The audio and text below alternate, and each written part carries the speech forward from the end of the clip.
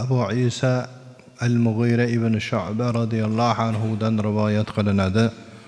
U kishi aytadilar: Rasululloh sallallohu alayhi va sallam aytdilar: Albatta Alloh taolo sizlarga onalariga oq bo'lishni va bir kishining haqqini man qilishni va o'zining haqqi bo'lmagan narsani talab qilishni va qizlarni tiriklay ko'mishni harom qildi. Va sizlarga aytildi, dedi so'zlarini makruh qildi, ya'ni yomon ko'rdi. Ko'p savolni va molni zoyi qilishni karih qildi, ya'ni makruh qildi. Muttafaqun alayh hadis. Endi bu hadisni sharhiga biroz to'xtalib o'tamiz. Bu o'rinda Rasululloh sallallohu alayhi va sallam harom bo'lgan 3 ta amal haqida gapirdilar. Xo'p, birinchisi onalarga oq bo'lish.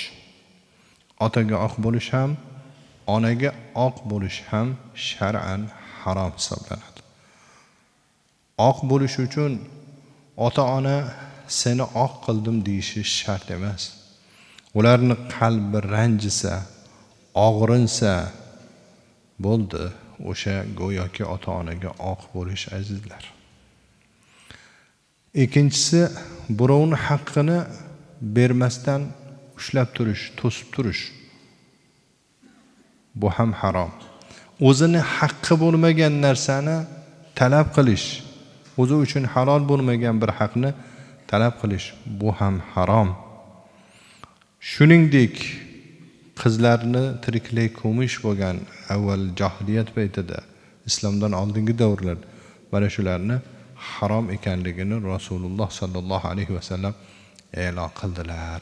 Endi karih ko'rdi Alloh taolo qil va qolni. Qil degani falon so'z aytildi yoki faloncha falon so'zni aytdi degan so'zlarni mohiyatini bilmasdan, haqiqat yoki haqiqat emasligini bilmasdan aytib yurishlik mo'minga xos emas.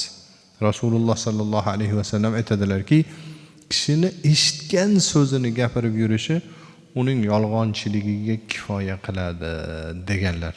Ayniqsa hozir juda ham ko'payib ketgan. Ijtimoiy tarmoqlardan birov bir narsani shunday eshitadi, shunday ko'radi, tarqatib yuboradi.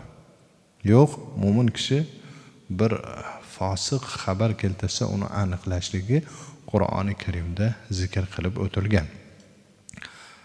Ko'p savol berish, bo'lmagir savollarni berish, keraksiz savollarni berish ham karohiyatli. Keyin molni zoyi qilish. Molni zoyi qilish degani molni Alloh taolo buyurmagan joylarga sarflash, haromga sarflash.